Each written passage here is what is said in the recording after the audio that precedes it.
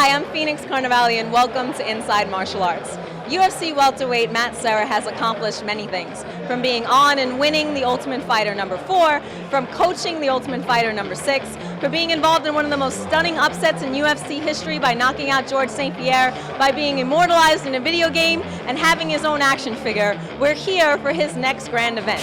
Yep, it's the opening of his brand new school, a martial arts epicenter in Huntington, Long Island.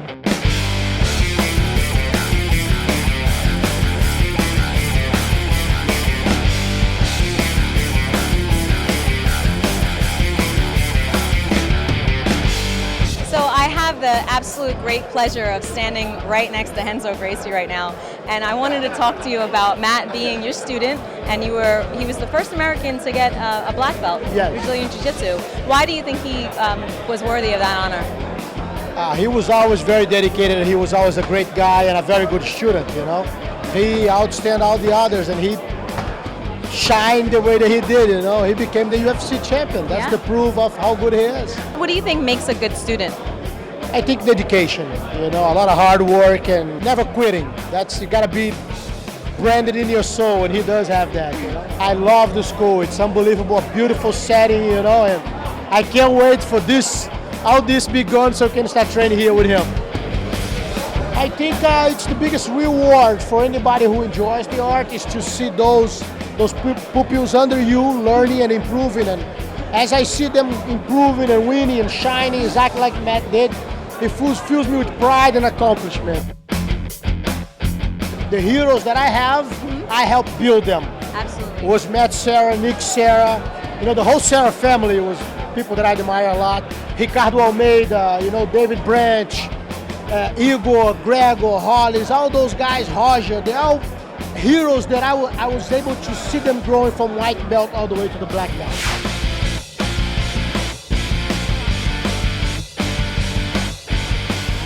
The level of respect and just the level of commitment that this academy has is exactly what drove me to want to sign up. Who's your favorite fighter? Matt Serra.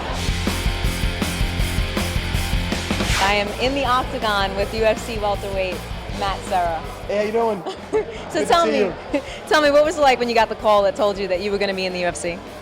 Oh man, we're going back a little bit. It's not like I'm a newbie. Renzo Gracie, you know, took me under his wing. I think they came looking for Ricardo Almeida at Renzo's school, and Renzo's like, yeah, take the little Italian guy too, you know. But I just had a good run over in Abu Dhabi at the time, and I did real well over there. I made a scene, and it led to the UFC. And again, man, it's all about the journey. The journey's been insane. Do you remember what your It's reaction? not over yet either, Not at all.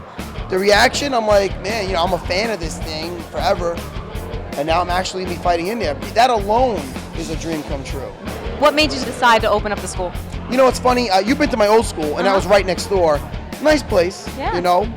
But you know, I ran into one of those problems that you want to have. I mean, we outgrew the place. It was just busting out of the seams. Now I can do 2 classes at a time, 3 if I need it.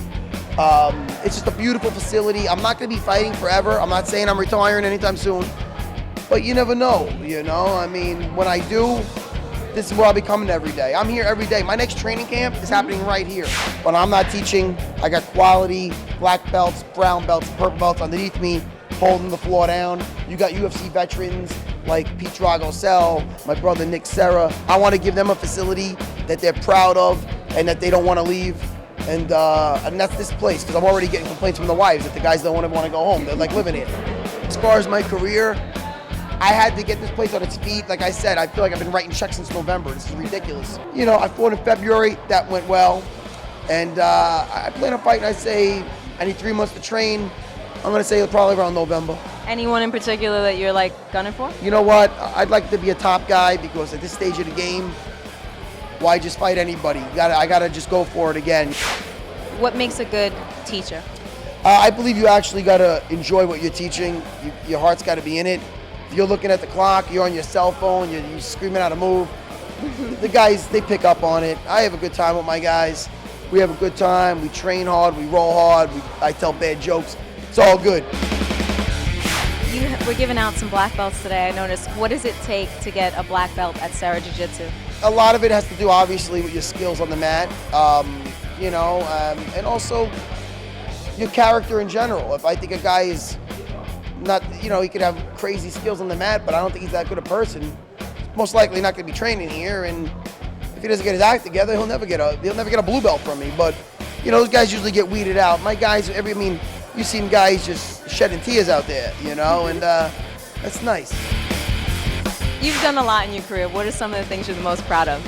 There's fights like the Kelly Delonte fight, the George St. Pierre fight, winning the belt. I can point to that as saying, yes, that was an awesome, awesome day in the office, and that will stay with me forever. There's also other fights with the Shoni Carter fight, Carol Priesney fight, which I lost. I got tired, I took a beating, but yet I didn't quit. So, you know, different fights mean different things to me, and I'm proud of each in their own way. You know what I mean? The St. Pierre fight, my second one, was probably my worst fight ever, and not a fight that I really think represents my skills. But at the same time, I went into his backyard and fought the poster boy, Captain Canada in Canada, 22,000 people chanting "F you, Serra." You know, that takes some balls too. Oh, what is she picking up now? Oh! I have to admit, I'm really actually very jealous. Like That's yours, buddy. I want you to keep that. I can keep this? You can't keep that. This is awesome. Yeah, I ain't gonna lie to you. It's pretty awesome. I want my own with a kung fu grip and a weapon. I got that guy. Every time I go to a way or whatever, I unpack my stuff. I put that guy right on the dresser. I love it. You know, it makes me feel like I did something in my life. What do you say is next? For me, fighting in November, getting this place off. I'm gonna be working on my association. We got a lot of stuff going on. Yeah. I'm a busy dude. But immediately, I'm gonna get some pasta. Absolutely. Matt, congratulations. Phoenix, stop telling me you freaking got yourself out here. I've been begging her to Thank you come. so much. She's one of my favorite reporters, not just because she's my height. All right? Awesome. Thanks, Matt. Booyah! Yes!